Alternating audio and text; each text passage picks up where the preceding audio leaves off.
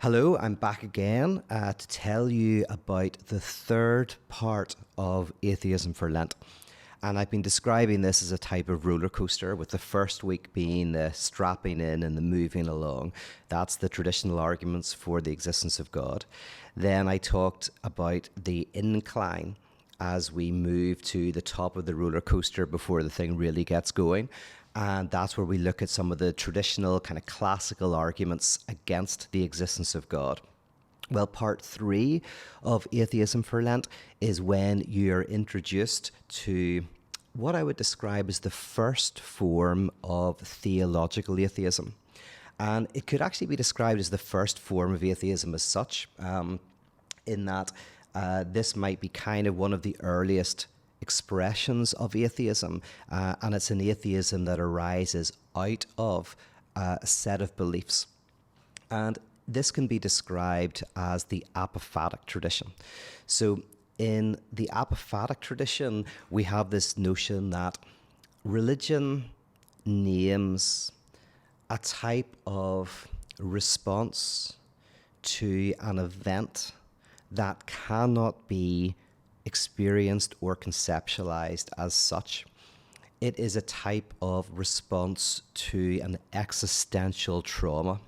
And by trauma, what I mean is something that happens to you, like this is the traditional notion of trauma, like something that happens to you that you cannot conceptualize, you cannot symbolize, you cannot alphabeticize. So it's an event that occurs, but that overwhelms and short circuits you.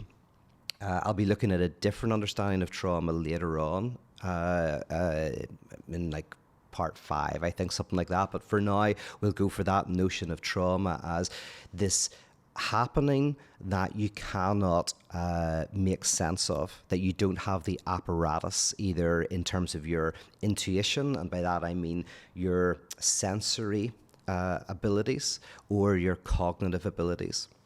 So that's kind of what the mystical tradition is all about, is that religion and faith and fidelity to religion is all connected to a type of response to an event that overwhelms you, that not even as something you experience, but that transforms your entire experience. So if you think of experience as something that you have, like you take drugs or something and you feel a certain way, then religious experience is not an experience of something. Like now you have an extra experience that you can add to your list of experiences, but rather it's that which transforms your experience of everything. So everything that you experience in your life is renewed, is seen through a different lens. You have a new form or mode of being. And so we're going to look at this notion. Now, the reason why this is part 3 of Atheism for Lent is that it actually embraces all of the critiques that were made basically in part 2. In that mystical theology says that every time we experience God, that experience is actually less than God. Every time we try to conceptualize the divine, what we mean by the signifier God, we actually render that God into an idol, a reflection of ourselves.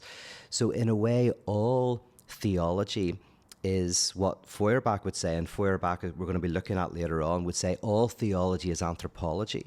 All theology is a reflection of us and what we look like in our ideal form.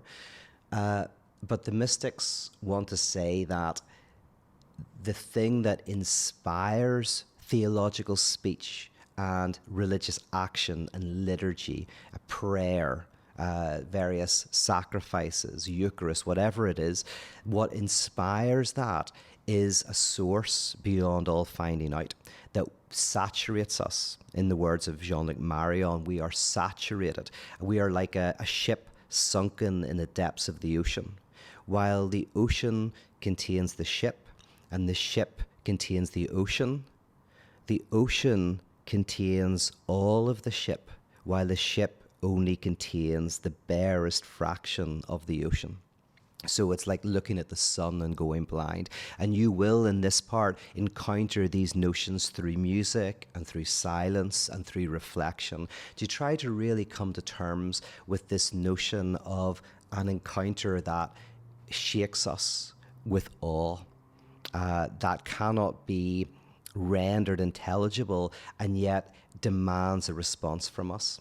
And in this way, we'll be introduced to what can be called theopoetics, which is the idea that our language about faith and our language about God is not so much a scientific discourse as a poetic discourse, a poetic response to an event. Is there anything else I want to say at this point? No, I think that's fine. That's kind of what you'll be introduced to in the various reflections. And this is, as I say, a shape or a form of theological atheism. And I will say this, I will say that this leads to the idea, just to clarify why this is atheistic, is that for the mystics, you have to be atheistic about your theism. You have to dename everything you name. Whenever you say God is love, for example, you're naming God, you're nominating, right? Nomination, you're making a name. God is love. But then you have to denominate, which means to say, but not love as I understand it. Right, so denomination. Interestingly, churches are called, denominations, denamings, because for the mystics, at least, the space of a church should not be the place that simply names, but actually more fundamentally denominates, reminding us that there is something beyond all finding out, that we always have to be atheistic about all our theisms. So this atheism becomes a spiritual purification process, and actually, in the very early days of atheism for Lent, that was most of what this decentering practice was about. It was looking at atheism in this kind of way as a purification process within the theological tradition. Now it's widened and deepened, and this is simply part 3 of a 7-part decentering practice. But it's a very, very important one. This is sometimes people's favorite week. It's the one that often they resonate with best. But funny enough, the great thing about doing atheism for Lent is one week you might really resonate, and then the next week will throw you off and you'll really dislike. And then the week after that, you might get something you really like again. And the stuff you don't like is the more interesting stuff. The stuff that you like, that's great. But what's really interesting is to keep an eye on what you don't resonate with, what maybe gets to you in some way, gets under your skin, and that might be the thing that you find actually most interesting and enlivening, and that's where you'll do the extra research. And that's the thing, by the way, is not only do you get a reflection every day, a short reflection, but you also get supplemental material.